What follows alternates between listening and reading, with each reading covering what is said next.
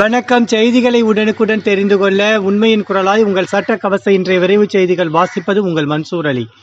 திருப்பூர் மாவட்டம் 2009ஆம் ஆண்டு முத்தமிழ் அறிஞர் டாக்டர் கலைஞர் அவர்களின் ஆட்சி காலத்தில் கொண்டுவரப்பட்ட அருந்ததியர் சமூகத்துக்கான 3.5% உள் ஒதுக்கீடு வழங்கியது செல்லும் என்று உச்சநீதிமன்றம் தீர்ப்பளித்ததை முன்னிட்டு நன்றி தெரிவிக்கும் விதமாக திருப்பூர் தெற்கு மாவட்ட உடுமலைப்பேட்டை மத்திய ஒன்றிய பள்ளப்பாளையம் ஊராட்சி அருந்ததியர் காலனி மக்களுக்கு மாவட்ட கழக செயலாளர் மாநகராட்சி தலைவர் இலா பத்மநாபன் அவர்கள் தலைமையில் இனிப்புகள் வழங்கப்பட்டது.